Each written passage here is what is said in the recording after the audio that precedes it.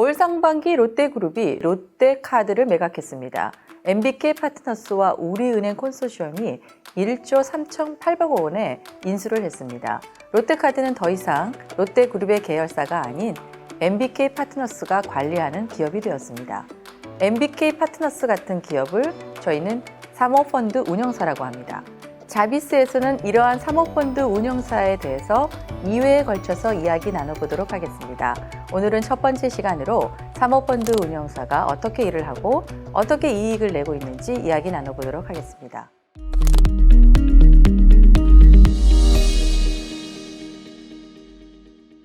네, 오늘 사모펀드 운영사에 대해서 이야기를 함께 해주실 커리어케어 장대훈 상무님 모셨습니다. 네, 안녕하세요.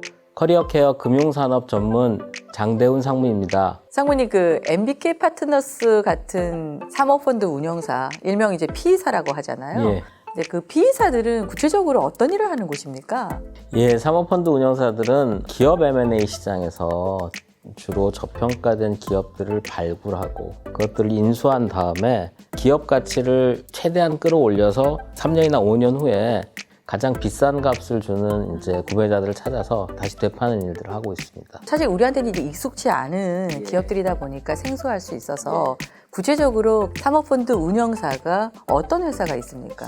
통상 이제 신문에 좀 나는 회사들 이름을 드리면 외국 기업으로는 KKR, 그리고 TPJ, 그리고 베인앤캐피탈 같은 회사들이 나오고 있고요. 국내사로는 많이 알려져 있는 MBK라든가 IMM이라든가 한행컴퍼니 같은 회사들이 대표적입니다. 일단 뭐 저희가 생소하긴 하지만 그래도 들어보면 굉장히 쟁쟁한 회사들이잖아요. 예. 그런 기업들이 그 저평가된 기업들을 잘 발굴해가지고 그 기업들을 정상화시켜서 또 좋은 가격으로 이제 되파는 게 핵심인 것 같은데 구체적으로 어떻게 수익을 내고 있습니까? 예, 지난해 10월 달에 그 신문에 탑기사로 뜬 내용인데 MBK가 코웨이 매각으로 1조 원의 수익을 기록했다라는 기록이 있습니다. 이거는 그 금융투자 업계에서도 정말 대단한 기록입니다.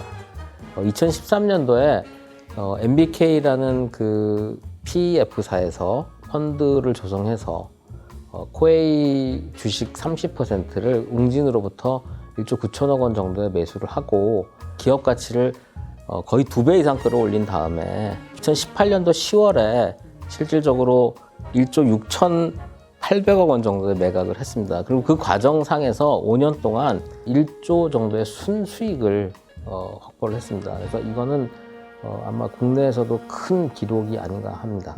뭐 숫자로 말씀하시니까 이제 아주 와닿지는 않지만 그래도 엄청난 수익인 거는 맞는 것 같은데 그런 숫자를 내기 위해서는 물론 엄청난 노력이 필요할 것 같습니다. 그들은 구체적으로 어떤 노력들을 하는 겁니까? 보통 이제 PE사들이 그 PE인수 회사의 산업이나 기업 가치를 높이기 위해서는 크게 3가지 정도의 어떤 노력들을 하고 있는데 첫째는 결국 사람입니다. 그러니까 그 CEO나 CFO나 이런 분들을 영입을 하시는데 그냥 일반적인 CEO, CFO가 아니고 경영 컨설팅 회사 출신이라든가 아니면 어떤 회사에서 굉장히 그 훌륭한 업적을 내신 전문 경영인이라든가 이런 분들을 일단은 모셔와서 착수를 하고 물론 확실한 성과 보상이 따릅니다. 그리고 두 번째는 기존에 있는 그 영업 관행이나 어떤 경영상의 어떤 관리상의 비효율을 제거하는 그런 작업들, 특히 인사관리 같은 부분들이나 뭐 필요한 경우에는 구조조정까지도 예, 구조조정을 많이 합니다. 네. 대부분. 특히 인사관리라고 말씀드리는 건 결국은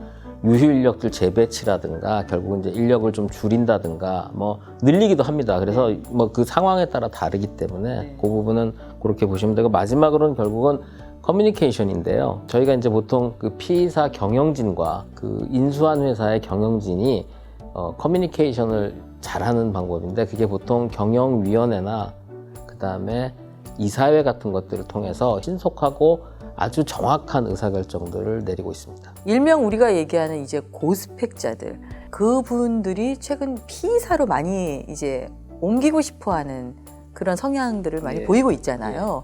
최근에 그런 것들이 좀 더 두드러지게 나타나는 것 같은데 그들은 왜 그쪽으로 가고 싶어하는 건가요? 실제적으로 30대 초중반 내지는 40대 초반에서 일단 금전적으로 억대 연봉의 삶을 누릴 수 있고 그리고 뭐 다른 이유도 조금씩 더 있습니다. 근데 기본적으로 이 사람들이 억대 연봉은 기본급이고요. 사실은 깜짝 놀라실 텐데 성과급이 10억대 가까이 된다는 분도 있습니다. 그래서 좋겠다. 예. 그래서 사실은 지금 제일 몰리고 있고요.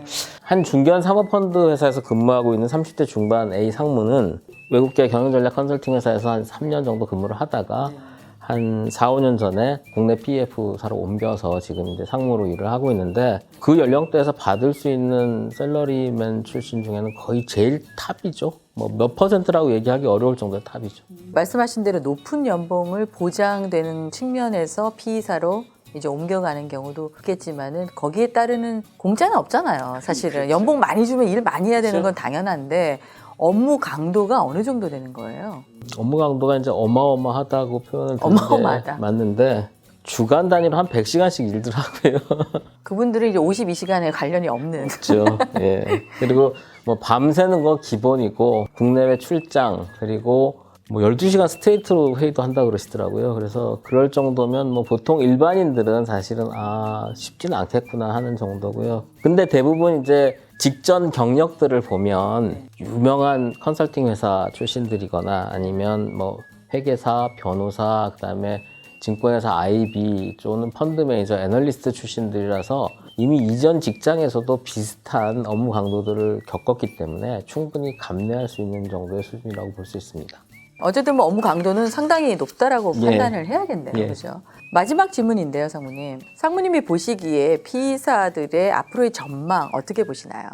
제가 이제 금융 헤드헌팅 부분 현업에서 일을 하다 보니까 국내에서 아주 좋은 학교들 나오고 해외 유수의 MBA를 하고 온 그런 이제 인재들이 대부분 이제 회계, 금융, 그리고 컨설팅, 법률 이런 쪽에서 일을 하는데 이 인재들이 몰리고 있는 시장이 대부분 그 시대에 가장 좋은 산업 또는 기업이라고 저는 생각합니다. 근데 저한테 문의가 들어오는 거에 대부분은 상무님 어떤 PE사가 좋습니까? 라는 게 대부분입니다. 그렇다면 결론은 지금은 PE사가 가장 좋은 시절이라고 생각합니다.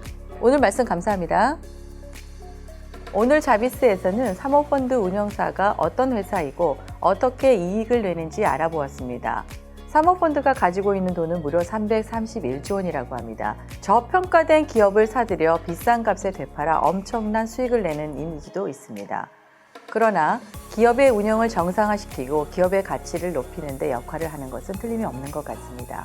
다음 자비스에서는 사모펀드 운영사에서 일하는 사람들은 어떤 사람들이 있고 그곳에 일하기 위해서는 어떻게 해야 되는지 알아보도록 하겠습니다. 오늘 자비스는 여기까지입니다. 시청해 주셔서 감사합니다.